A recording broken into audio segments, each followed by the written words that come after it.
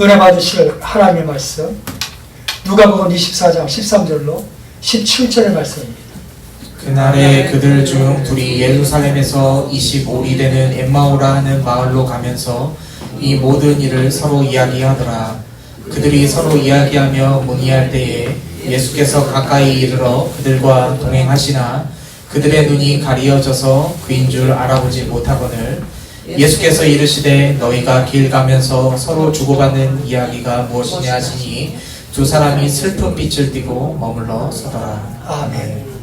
저는 오늘 함께 봉독하신 말씀을 근거로 부활의 증인 엠마오로 가는 두 친구라는 제목으로 잠시 은혜를 나누려고 합니다.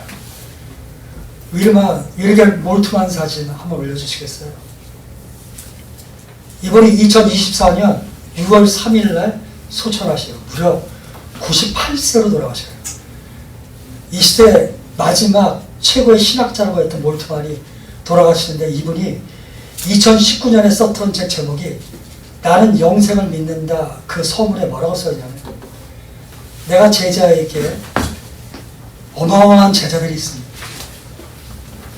내가 제자에게 한 가지 질문을 했습니다. 이렇게 서문이 시작해요. 내가 죽으면 내 묘비명에 무엇을 기록해야 되겠느냐. 그때 그 제자가 출생일과 사망일, 그리고 이 시대의 위대한 업적들을 기록하려고 합니다. 몰트만이 그 땅의 업적이 무슨 의미가 있겠느냐, 그것은 아무것도 중요하지 않고 출생일과 부활일을 기록해라, 이렇게 말씀합니다. 언제가 부활입니까? 라고 물어봤더니 몰트만이 내가 죽는 날, 그날이 부활이다, 이렇게 말하신 거예요. 이게 몰트만이 말했던 부활은 마지막 때에 있을 그 부활을 오늘 이 시간 끌어당겨서 오늘 누리는 거예요. 죽어서 가는 천국이 아니라 여기서 누리자는 거예요. 이 땅에서 주님과 함께하는 부활의 기쁨, 감사, 능력, 치료, 권능, 정의로움, 선한, 이 모든 걸 함께 누리자는 거예요. 그래서 이 몰트만은 정치신학, 여성신학, 환경신학, 수많은 곳에 하나님의 나라를 지금 만들자는 신학을 주장했고, 조영기 목사님과도 함께 희망의 신학을 노래했어요. 제가 드리고 싶은 말씀은, 부활은 단지 성경에 기록된 문서 속의 이야기가 아니고 먼 날 장차 일어날 이야기도 아니고 오늘 내 삶의 능력이 되어야 될 줄로 믿습니다. 아멘. 예수께서 부활하셨습니다. 그러나 아무도 믿지 않았습니다. 제자들도 믿지 않고, 예수께서 아무리 말씀하셔도 여자들도 모두가 다 예수를 믿지 않았습니다. 마태복음 28장 보면 그 선교대명 있잖아요. 어디는 침례를 주고 제자를 삼아 땅끝까지 복음을 전하라, 이럴 때도 보면 제자들이 갈릴리에 와서 예수님을 경배하되 오히려 의심하는 사람도 있더라, 이런 내용들이 들어있어요. 끊임없이 오늘까지도 예수님의 부활을 의심해요. 기독교인들조차도 예수님의 부활을 굉장히 신화적으로 생각하는 사람들도 굉장히 많이 있어요. 중요한 건 그러면 능력이 없어요. 진실로 살아 역사하신 예수 그리스도, 내 삶의 모든 문제를 다 이기게 하시는 예수 그리스도, 그분과 동행하시기를 주의 이름으로 소원합니다. 아멘. 엠마오로 두 사람이 걸어가고 있습니다. 엠마오는 예루살렘에서 이렇게 내려가는 시골입니다. 그 사람들은 예수님의 제자였던 글로바와 또 다른 사람이었어. 둘이 막 슬픈 얼굴로 대화를 나누는데 어떤 한 사람이 같이 이렇게 옆으로 붙었어요.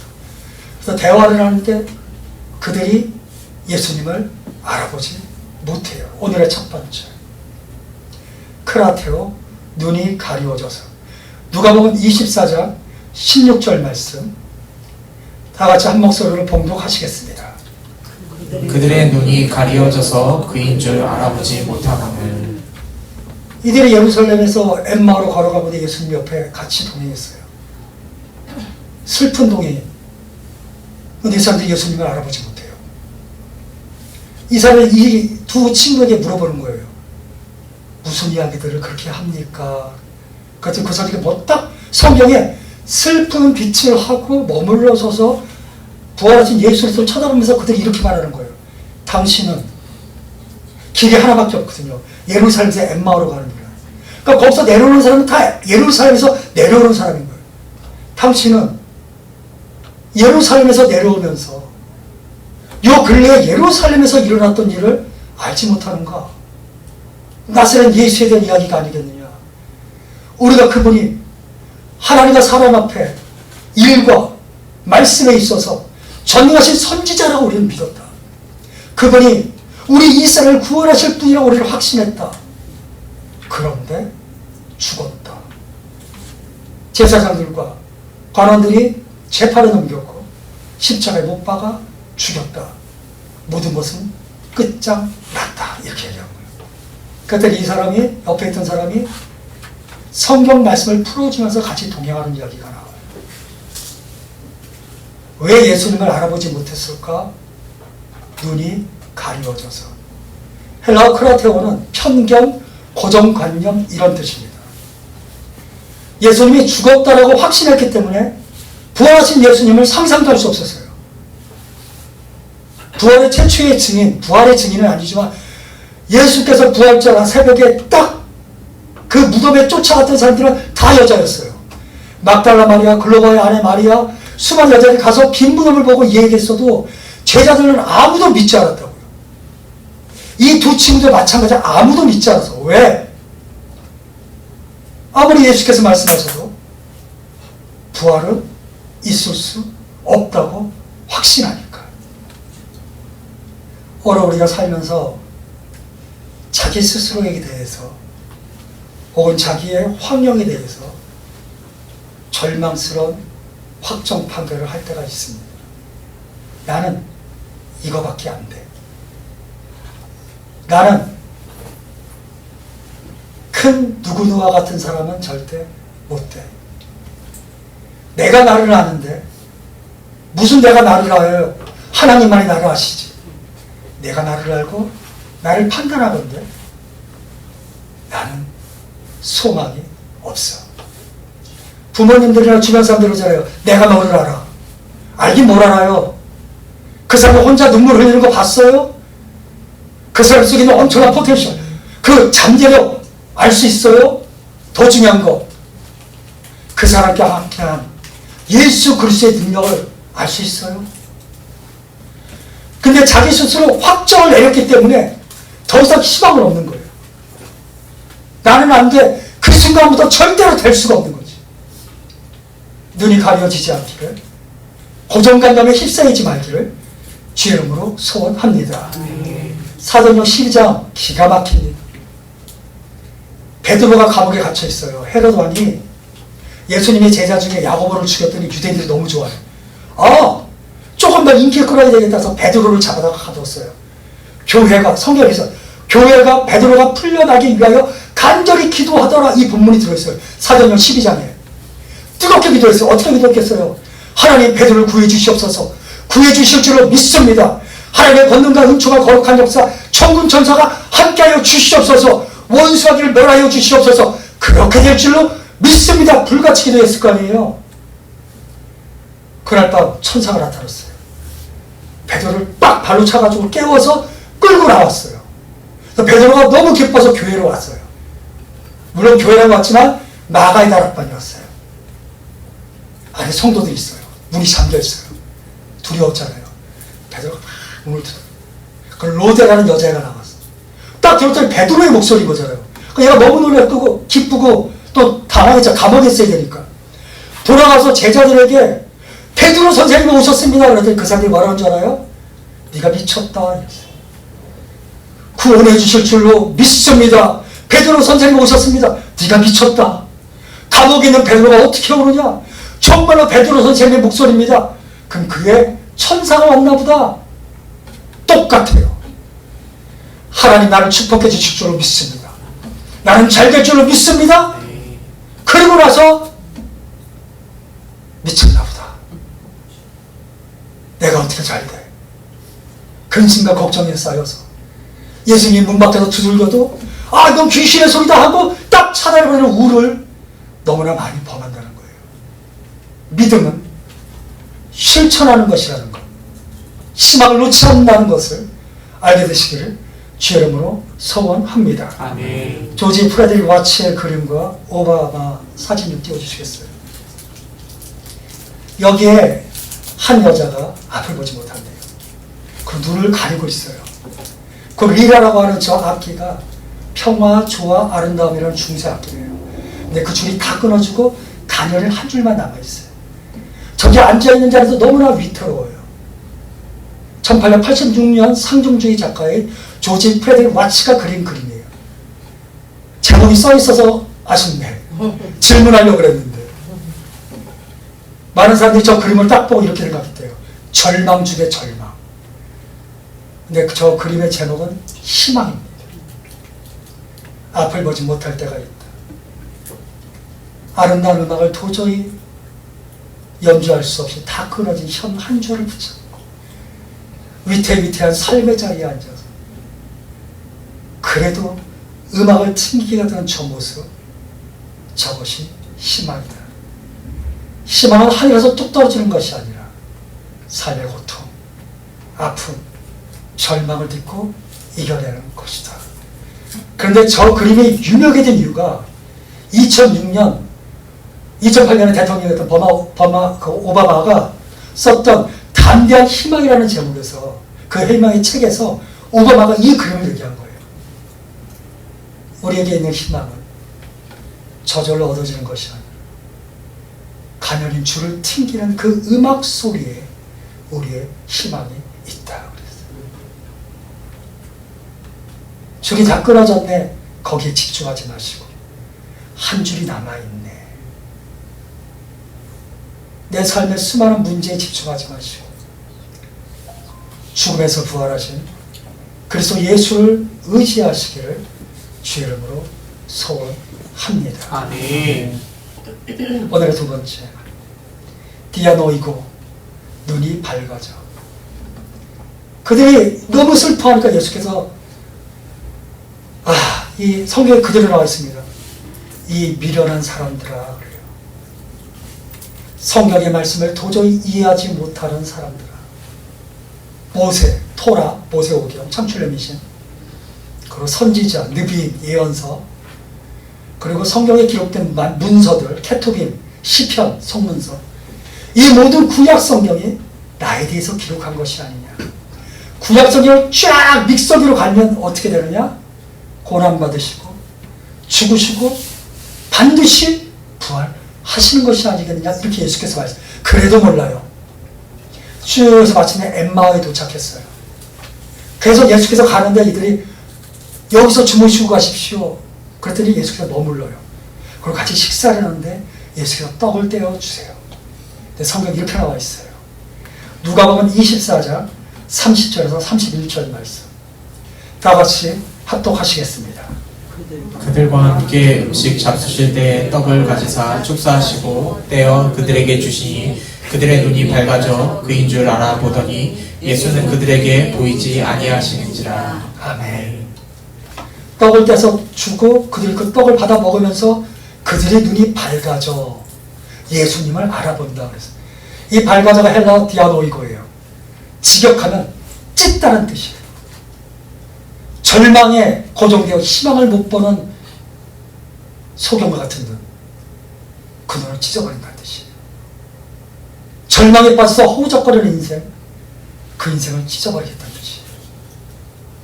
눈이 밝아져 고통을 뚫고 나가서 그래서 예수께서 주시는 희망을 볼 수 있는 영안이 밝아지기를 주의 이름으로 소원합니다. 아멘.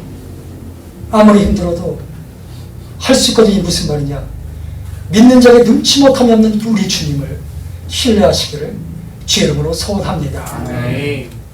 아무리 말씀을 들어도 말씀을 깨우쳐 주셔도 그들의 눈이 밝아지지 않았습니다. 언제 밝아졌느냐? 떡을 떼서 주시고 축복하시고 그 떡을 먹을 때예요. 신학적으로는 이건 반드시 성찬이 맞아요. 그런데 조금 더 깊게 들어가면 그리스도를 먹고 마시는 거예요. 주님과 하나가 되는 거예요. 저가 내 안에, 내가 저 안에. 주님과 인격적으로 만나는 것이에요. 주님의 능력이 내 안에서 역사하시는 것이에요. 내가 너를 사랑한다. 아까 내가 주님을 사랑한다고 그랬잖아요. 베드로전서 1장 8절에 기가 막힌 말합니다. 너희가 주님을 보지 못하지만 주님을 사랑한다 이렇게 말합니다. 주님을 보고 못 보고가 사랑의 근거가 아니라 믿음이 사랑의 근거인 것이에요. 눈이 밝아져 예수님과 하나가 되고 믿음이 강화되고 주님을 사랑하면 주님을 볼 수 있게 되는 거예요. 어둠 속에서 반짝반짝 빛나는 그리스도 예수의 능력, 그 능력을 의지하게 되시기를 주의 이름으로 소원합니다. 아멘. 요양원에서 여기 우리 숙모도 같이 가셨는데 제가 제 나이가 55세라고 그랬더니 거기 있는 분들이 다 웃더라고요. 애송이라 이거지, 애송이. 나이도 어린 게 앞에서. 저보다 더 어리신 분도 있고 연세 있으신 분도 있고.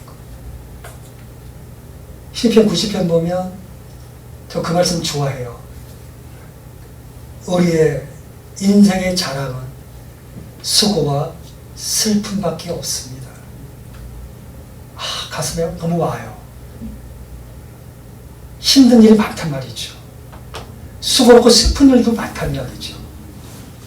그때가 하나님의 희망을 누릴 수 있는 기가 막힌 시간이라는 거예요. 우리가 살아가는 시간은 이렇게 째깍 가는 크로노스라는 그 헬라어에서 말하는 그냥 기계적인 시간이에요. 근데 하나님은 전혀 다른 시간이잖아요. 성경이 이렇게 말했어요. 때가 되네. 그때 하나님께서 우리의 시간을 뚫고 들어와서 기적을 베풀어 주시는 때, 그제도 기도했는데 응답받지 못했고 어제도 응답받지 못했지만 오늘이 하나님이 정하신 때라면 오늘 우리의 눈이 밝아져 기적이 일어나게 될 줄로 믿습니다. 아멘. 그래서 어른들이 끝까지 기도하라고 말씀하시는 거예요. 끝까지 믿으라고 말씀하시는 거예요. 될 때까지 전진하라고 말씀하시는 거예요. 아멘. 하나님의 정하신 때가 언제인 줄 우리가 알지 못하기 때문에 그래요.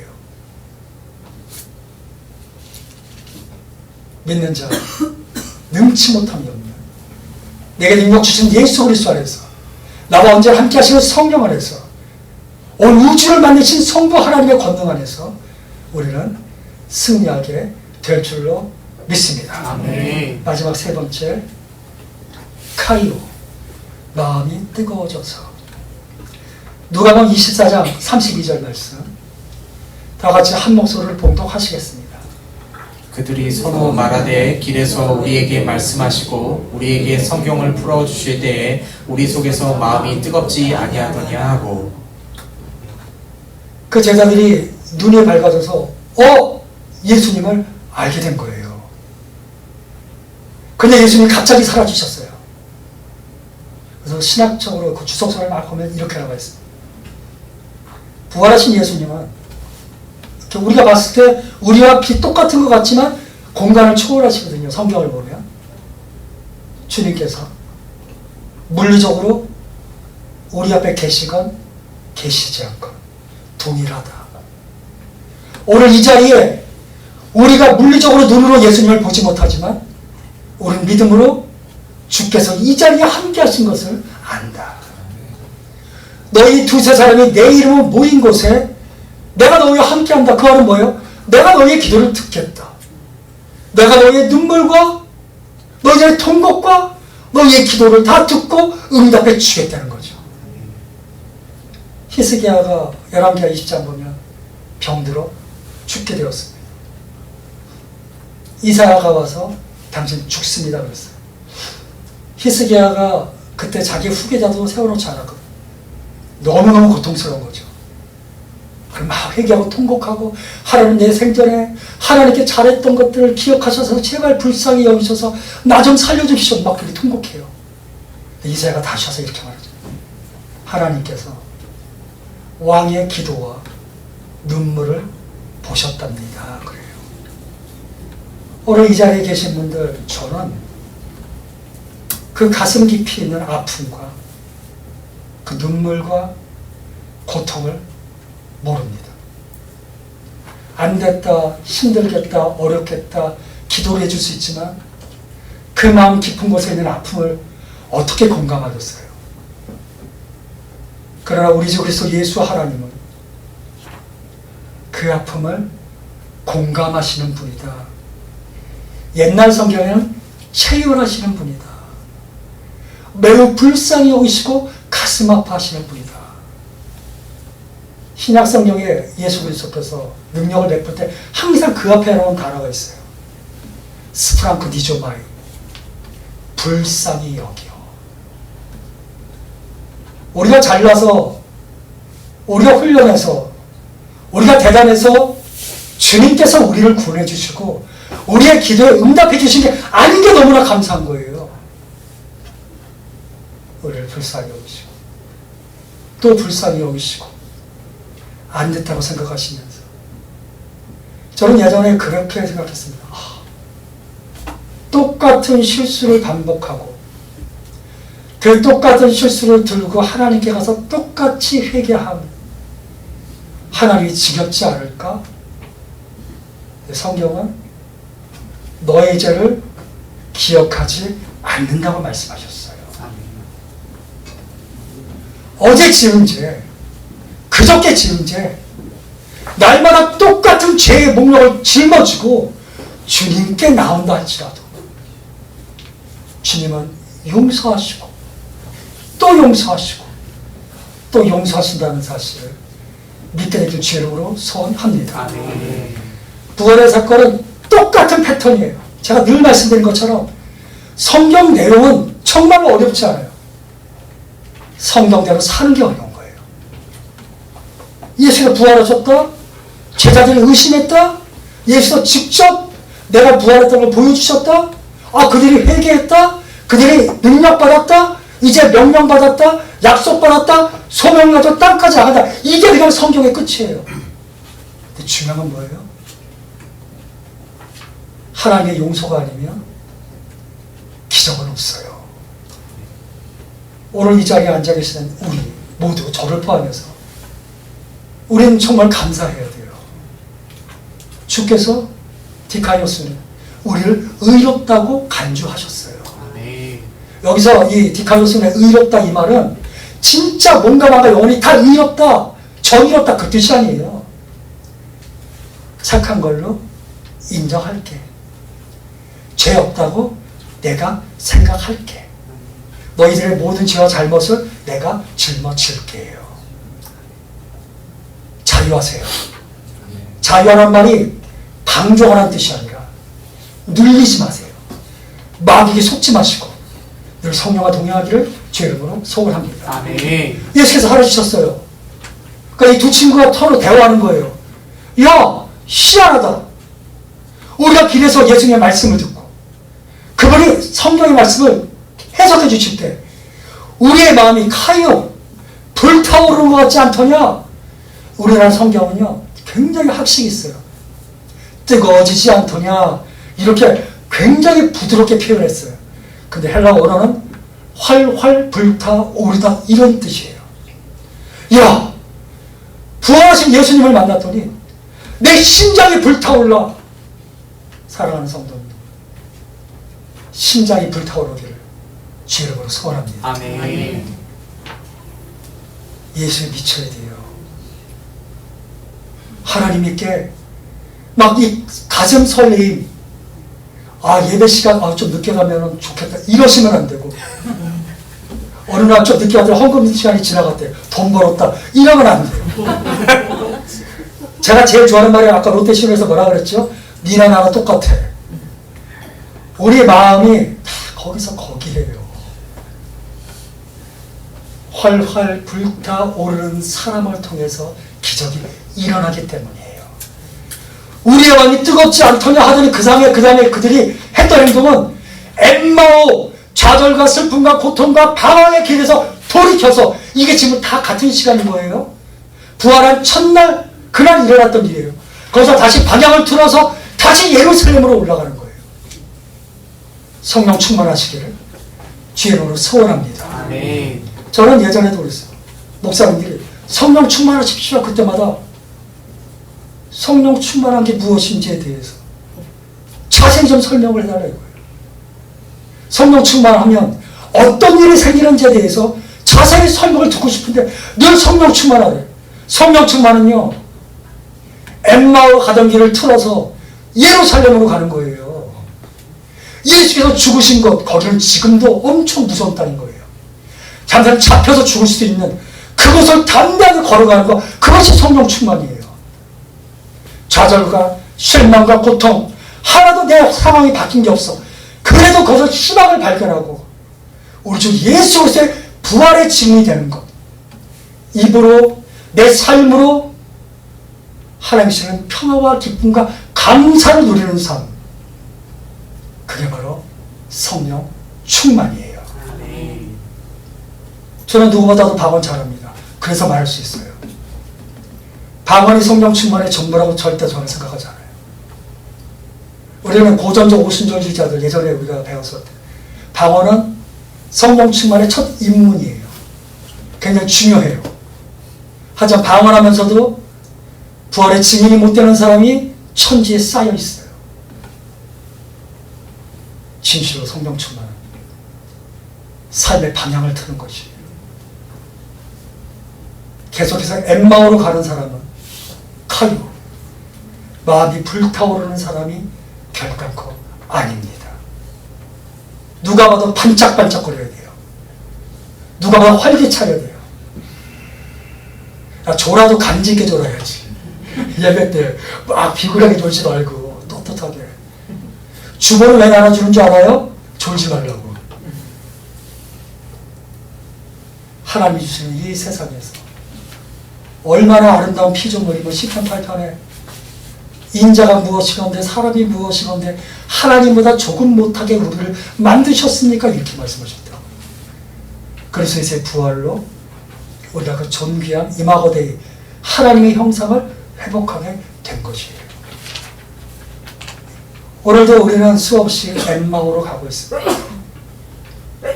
진실로 예수께서 부활하셨음에도 불구하고 우리는 그 부활의 생명을 원칙적으로 다 가지고 있음에도 불구하고 그것을 사용하지 못하고 있어요. 우리 주님께서 통곡하실 일이에요. 너가 잘 살라고 십자가에서 죽었는데 내가 너를 의롭게 만들고 자유하게 만들고 하나님의 아름다운 피조물로 회복시키려고 내가 십자가에서 죽었는데 그리고 부활함으로 그 죽음이 능력이라는 것을 확증했는데 왜 그렇게 사니? 주님이 통곡하실 수도 있어요. 성경은 모든 제자들은 부활의 증인이 되어야 된다고 말씀하셔요. 순교, 마르토스가 순교, 증인 이런 뜻을 가지고 있어요. 내 삶에 엠마오로 가고 싶은 모든 것들을 다 순교시키고 예루살렘으로, 남들은 그 예루살렘에 가서 영광을 바라보려고 하지만 우리는 주님을 만나러 가는 거예요. 그래서 승리하시기를 주의 이름으로 소원합니다. 그리고 또 하나는 눈이 밝아졌잖아요. 가짜 생각이 나서 창세기 3장에도 눈이 밝아지는 사건이 생깁니다. 선악과를 따먹고 아담과 하와가 눈이 밝아져서 뭘 보게 되는 줄 아세요? 자기의 죄를 발견해요. 벗었네, 죄를 지어서 죄책감, 연약감 이런 걸 발견해요. 근데 오늘 본문에 디아노이고 눈이 밝아져서 누구를 봐요? 주님을 봤어요. 똑같이 눈이 밝아져도 하나님께서 우리의 눈을 열어주시면 우리는 주님을 만납니다. 아멘. 그 주님의 능력으로 승리하는 우리 모두가 되기를 주의 이름으로 소원합니다. 아멘. 희망은 내 삶의 자리를 분명히 깨닫는 것이다. 버락 오바마가 말합니다. 그리고 내 눈을 희망이라는 이름으로 미래를 바라보는 것이다. 담대한 희망이라는 책 덕분에 2008년에 오바마가 대통령이 돼요. 희망은 기적을 만들고 기적은 하나님을 영원롭게 한다는 사실 믿게 되기를 주의 이름으로 소원합니다. 아멘. 그래서 기도하기를 우리 열린 우리들의 교회가 부흥하는 방법은 최고의 방법은 하나예요. 여기 계신 분들이 기적의 주인공이 되는 것이에요. 여기 계신 분들이 부활의 증인이 되는 것이에요. 아멘. 바이블 마케팅이잖아요. 여기 계신 분들이 진실로 내가 만난 예수를 증거하여 나가기 시작하면 앞으로 번호표 기계를 사려고 해요. 번호표를 받지 않으면 절대 들어올 수 없는. 좋아한다. 그런 역사 일어나길 주님으로 소원합니다. 아멘. 믿음이 얼마나 어려운 거냐면 아침에 새벽에 제가 기도를 하면서 우리 열리는 우리들의 교회가 조용기 목사님처럼 위대한 주의 종체가 되어서 여의도 수목에 대부흥 역사를 주십시오 막 기도하고 탁 내려오는데 우리 김영석 집사님이 30명이 먹을 수 있는 밥솥을 사다가 밑에다 갖다 놨잖아요. 그런데 제가 그 밥솥을 보고 너무 커가지고 깜짝 놀란 거예요. 저걸 누가 다 먹냐고. 100만 명 성도를 주시옵소서 기도하고서 30명 밥솥을 먹어서 너무 많아. 내 입을 넓게 열라 내가 채우리. 아멘. 그 다음에 뭐라고 썼는 줄 알아요? 그런데 너희들 중에 아무도 그렇게 하지 않았다예요. 그래서 우리가 앞부분은 딱 뜯어다가 표로 쓰고 뒷부분을 같이 붙이지를 못하는 이유가 거기 있는 거예요. 내 입을 넓게 열라 내가 채우리라 그러나 너희가 하지 않았다. 오늘 우리 사랑하는 성도님들은 뒷부분을 성령의 검으로 잘라버리시고 입을 넓게 열어 승리하시고 부활의 영광을 누리는 우리 모두가 되기를 주의 이름으로 소원합니다.